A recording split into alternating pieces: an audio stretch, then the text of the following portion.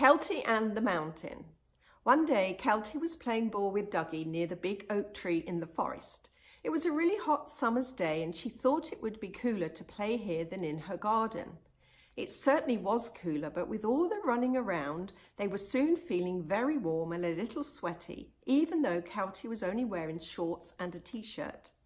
"Let's stop for a moment and have a drink," Kelti said to Dougie as she reached into her bag and pulled out a bottle of water and a bowl for Dougie to drink from. As they were enjoying their drink, a strange creaking noise came from behind the big oak tree.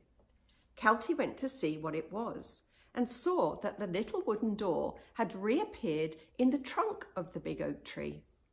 The creaking noise was the sound it made as it swung open. Kelti grabbed the door and peered inside just as the light turned on. "Come on, Dougie, let's go down into the tree cellar." They went carefully down the 13 steps and immediately noticed the tree cellar looked very different from the last time they were in there. Everything was painted white, the walls, the floor, and even the steps. There was nothing in the tree cellar except for a very large white box which was placed in the middle of the floor. Kelti thought this all looked very strange. She looked around the tree cellar again and noticed a white doorknob set into the white wall. She took a closer look and saw the white doorknob was on a white door. Looking harder at the walls, she saw there were several white doors. 1, 2, 3, 4, 5, she counted. "I wonder what is behind them." Suddenly, a voice said, "Hello, Kelti." Kelti jumped, but soon realised it was the teacher of the oak tree speaking to her. "Hello," said Kelti, smiling. "The tree cellar looks very different today. Where do the doors lead to?" "They each have an adventure behind them," replied the teacher of the oak tree.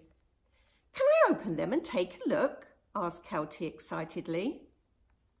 "You can open one, but first you must answer 3 questions and get them all correct with your first answer.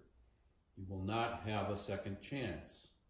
If you get any questions wrong, all the doors will disappear. Do you understand?" "Yes," said Kelti nervously. "Are you ready?"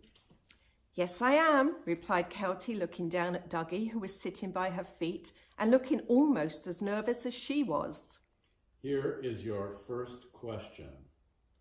What is the name of the highest mountain in Great Britain? Kelti felt happy when she heard this question because they had studied mountains in school. She thought carefully. She knew it was a person's name, but was it a boy's name or a girl's name? Then she remembered learning about this mountain in school. Everybody in her class had laughed because one of their friends had this name. Smiling, she said, "Ben Nevis." Correct, said the teacher of the oak tree. Here's question number 2. What is the name of the highest mountain in the world? "I feel confident about this answer," Kelti thought to herself, "but I don't want to be wrong." So she thought for a moment and then she said, "Mount Everest." Correct, said the teacher of the oak tree. Kelti glanced down at Dougie with a happy smile on her face. "One more question to go, boy. Wish me luck." Dougie brushed up against her legs as if to say, "You've got this. I believe in you." Question number 3. boomed the teacher of the oak tree. Remember, there are no second chances. I can only take your first answer. Are you ready? "Yes," replied Kelti, crossing her fingers behind her back. Which mountain range is Mount Everest part of? You have 1 minute to answer, and the clock is ticking. Kelti could remember learning about this in school, but she also remembered getting the mountain ranges confused in her school test. "I have to get this correct," she said to herself. "Mountains didn't seem that interesting at school. Now I wish I had paid more attention to them." Two mountain ranges came into her mind, the Rocky Mountains and the Himalayan mountains. Which one shall I go for? She thought, feeling quite undecided. You have 15 seconds left on the clock. Kelti heard the teacher of the oak tree say. She shut her eyes and took a deep breath and then said, the Himalayan mountain range. With her eyes still tightly shut, she heard the teacher of the oak tree say, You have tried really hard, Kelti. Sometimes there are subjects at school that you won't enjoy studying, but they will be important at some point in your life.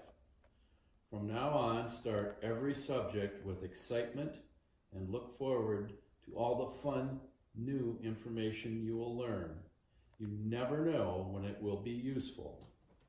Kelti opened her eyes and said rather sadly, I understand. I will try harder to learn things in the future.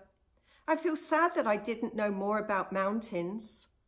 Needing a hug, she picked Dougie up and squeezed him tight while he licked the tiny tears in the corner of her eyes. Kelti, said the teacher of the oak tree.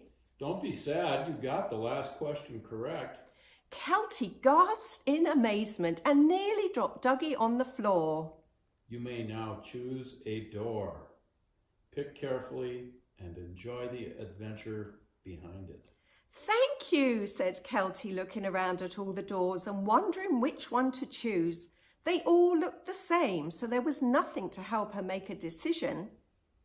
I think I will go for the middle door, she said, walking towards the door situated opposite the tree cellar steps. She stood in front of it and said out loud, Whatever adventure is behind this door will be the best fun in all the world. And she opened the door and looked out. What she saw before her took her completely by surprise. On the other side of the door was a ski resort with a huge mountain covered in snow. Looking to her left, there were people going up a ski lift, and looking to her right, people were skiing down the mountain, having a wonderful time.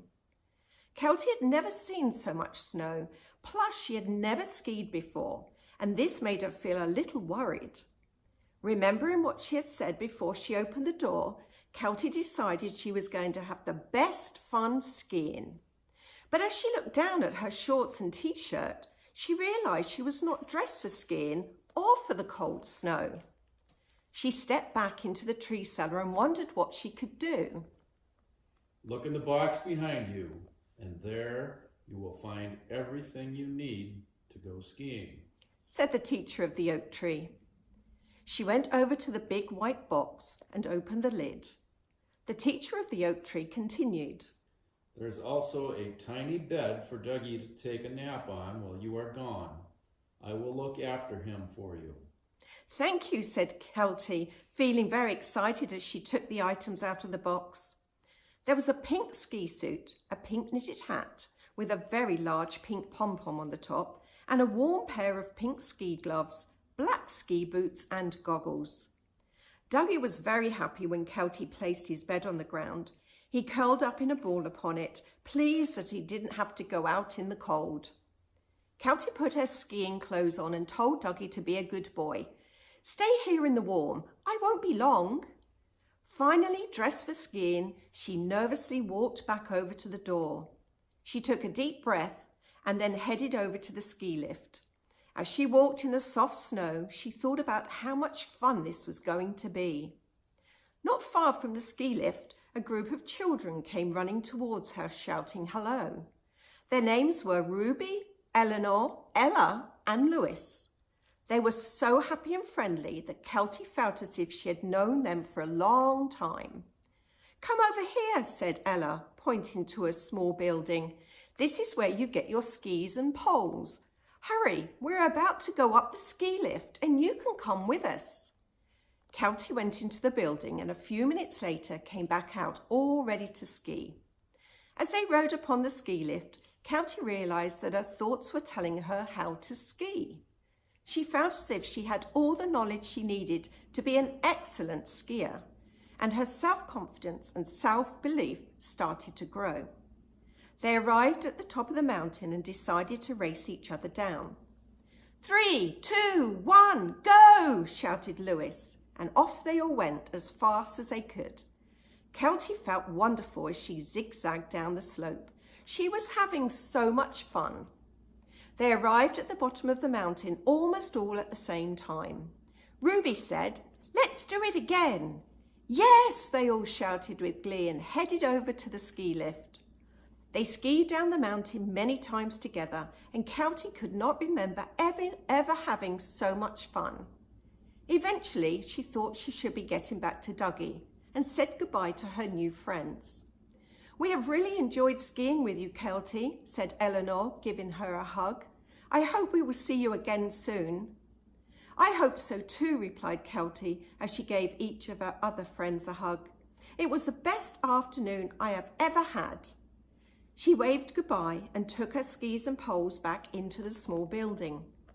Then she went back into the tree cellar through the white door. "Welcome back, Kelti," said the teacher of the oak tree. "Thank you," replied Kelti, closing the door behind her.